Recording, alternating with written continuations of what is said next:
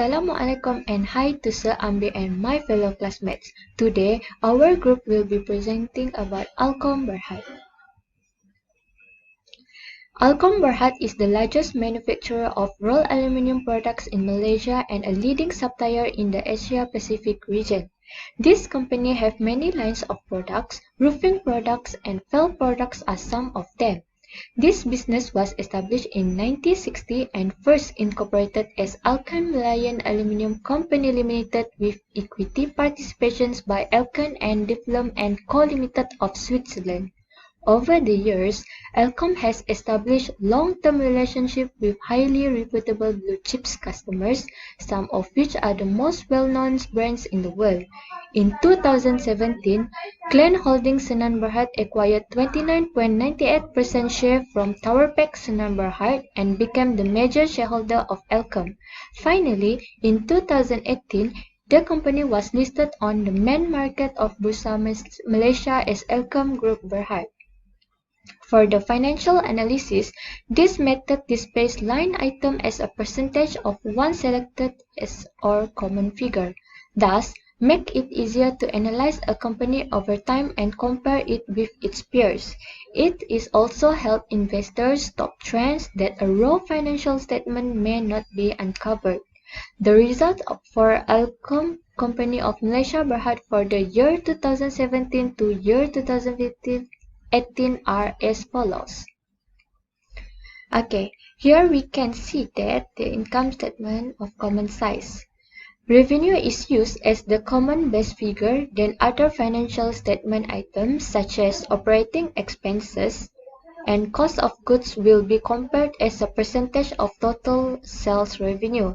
It is easier to compare a company to its competitors and to identify its significant changes in a company financials. For examples, the company allocated less money in their raw materials used in 2018, which is only 74.6% compared to the previous year 2017, which is 76.20%. Assalamualaikum and hi, my name is Dyg Nur Syafiza binti Muhammad Daud from Week A2425A. I will be presenting on the ratio analysis for the Alcom Berhad company. Firstly, the ability to meet maturing obligation. In the current ratio analysis, Alcom company has the highest ratio in the year 2014, which is 4.94 times compared to the other years. The higher current ratio is always more favorable than a lower current ratio because it shows that the company are able to pay their current debt payment. As for the average turnover ratio, ATR, 2014 has the highest ratio than the other 4 years, which is at 3.16 times. This indicates that that in the year 2014, Alcom company sit well with lenders who want indication that borrower have enough revenue to pay back loans.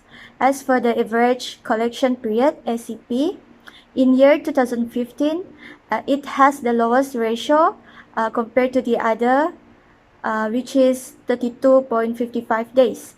It indicates that Alcom collect their payment faster, though it may also indicate that the company credit terms can be too strict. For the SI, days sales of inventory, the lowest ratio is in the year 2015, which is 56.90 days. A small number indicates that the company is more efficiently and frequently selling off its inventory. Next is the effectiveness in managing asset and efficiently in handling operations. In account receivable turnover, ITO, the highest ratio is in the year 2015, which is 11.06 times compared to the others. A high ratio is desirable as it indicates that the Alcom company's collection of account receivable is efficient. For inventory turnover, ITO, the lowest ratio is in the year 2017, which is 4.89 times. This indicates that the company implies weak sales and possibly excess inventory. For fixed asset turnover, FATO, it increased from 2.83 times in 2014 to 5.71 times in 2018. This indicates that Alcom company has effectively used investment in the fixed asset to generate sales. As for the total asset turnover, TATO, from the year 2014 to 2016, the ratio is increasing, which is 1.21 times to 1.31 times. This indicates that the company is better at utilizing its assets and is using the assets efficiently to increase sales. The higher the asset turnover, the better the company is performing and vice versa. Next is the profitability and overall operating results. For return on asset (ROA), the highest ratio is in the year 2018. This indicates that Alcom company is doing a good job of increasing the profits with each investment ringgit it spends. As for the return on equity (ROE), for Alcom company, the lowest ratio is in the year 2016, which is 1.09 compared to the other years. This indicates that the company may be mismanaged and could be reinvesting earnings into unproductive assets. The gross profit margin (GPM) for Alcom company in the year 2018 has the highest ratio from the others, which is 6.03%. This is good news for the company because a higher GPM indicates that Alcom company can use the money from the gross profit to increase the cash flow to work on other projects or to expand. As for the OPM, the ratio keeps on decreasing from 2014 to 2018. This result indicates that the Alcom company does not procuring the raw material efficiently and cannot easily converting the raw materials into finished product immediately. For the net profit margin (NPM), the ratio is increasing from the year 2014 until 2018. This is because the company is more efficient at converting sales into actual profit. Besides that, it is also indicating that the company is able to control its costs that buy goods and services at price significantly higher than it costs or provide them. Next is the ability to service debts and degree of financial risk. For the debt ratio, the highest is in the year 2015. The reason why this is happening is because Alcom company has more liability than the asset. Thus, the higher the debt ratio, the more leveraged the Alcom company is, which implying greater financial risk to the company. As for the debt ratio, debt equity ratio (DER), the highest ratio is in the year 2018, which is 0.50 times. This shows that the company can easily service its debt obligation and using the leverage to increase the equity return. A very good morning to our lecturer and my fellow classmates. My name is Nurazlin binti Muhammad, and today I will be presenting on the cash flow analysis of Alcom company Sdn Berhad. For 2014, there are a positive amount of operating activities flow that indicate that Alcom company is doing good at core business activities. This is due to the large amount of market share. Thus, the products are established and are highly demanded. For investing activities, the company suffered a loss of 7,302 in 2014. This happened might due to significant amount of cash that have been invested in the long-term health of the company, such as research and development. This indicates that the company has made a poor asset purchasing decision. Lastly, financing activities. There are no cash flow from financing activities for year 2014. This indicates that the company did not do any investing activities throughout the year. Moving on to the year 2015, for operating activities, the cash flow is lower than 2014. The inventories in year 2015 increases drastically, resulting in high amount of cash flow. There was also significant amount of difference between the receivables and payables of these two periods, thus indicating that the operating activities for year 2014 is better than 2015. For investing activities in 2015, the cash flow from is lower than 2014. The negative amount indicates that the company did a bad job in managing its investing activities. Although there was some improvement due to the increased amount, the company still needs to project a better way in managing this part of the company's activity. And for financing activities in year 2014, the company also did not do any financing activities, same as 2014. Moving on to the 2016 operating activities, the net cash by the year 2016 indicated that the revenue earned from the business is more than operating activities expenses. The Alcom Berhad inventory management was considered good as the amount of inventory is reduced due to increasing sales.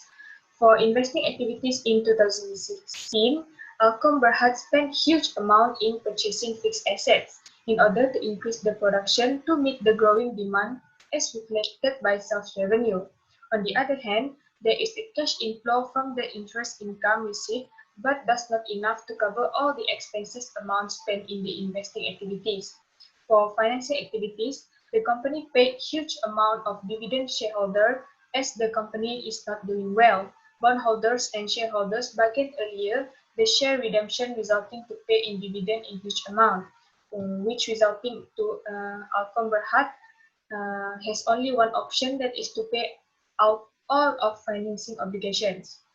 For year 2017, the operating activities of Alcom Berhad has negative operating activity. This is because their account receivable in 2017 is increasing, whereas their revenue is declining from 2016 to 2014. This may indicate that Alcom collection strategies in 2017 are not very effective compared to the other years. For investing activities in 2017, Alcom Berhad has negative investing activity. This is due to the substantial amount that the company spent in purchasing the fixed asset. Lastly, financing activities in year 2017, Alcom Berhad is having a positive financing activity. The cash inflow is mainly from the borrowing and disposal of treasury shares. Generally, the company can be classified as a growing company. And lastly, for year 2018 operating activities, Alcom Berhad was suffering a loss in 2018. Thus, the inventory management was considered not good because the amount invested in invention was increased. This may due to the ineffective sales strategies in the company. At the same time, the account received was increased, which is probably the collection strategy take a longer time. For investing activities, the company was shrinking in the investing activities as they suffered loss. Alcom Berhad spent too much in purchasing fixed assets for the company through year 2018. They should avoid purchasing any assets so that they can recover their loss in the future. For financing activities, in 2018, the company gained a profit from financing activities. However, it might be a sign that the company is not generating enough earnings. Moving on to prospective analysis, as you can see, we calculated the growth rate for year 2000 for each year of 10%. In year 2019, it is expected sales was 424,273,300, and the projected retained earning after calculating all the items is 3,780,700, and thus the total retained earning is 37,050, and the FN is 132,980. In short, in 2019, the company needs another 132,980 financing to equal the total assets and the total liabilities. After calculating the debt to equity ratio to find out which financing method to be used, the best way for the company to project the DFN is by issuing new shares due to the lower amount of debt to equity ratio. The company already have a high number of long-term debt, which cause the debt to equity ratio is higher. High number of debt might affect the liquidity position of the company. As a conclusion, Alcom company has captured successfully large market share. These products are established and highly demanded from the customers. The residual is still huge amount after the payment of operating from the year 2014 until year 2018. We believe that Alcom company can grow and expand their business in the future.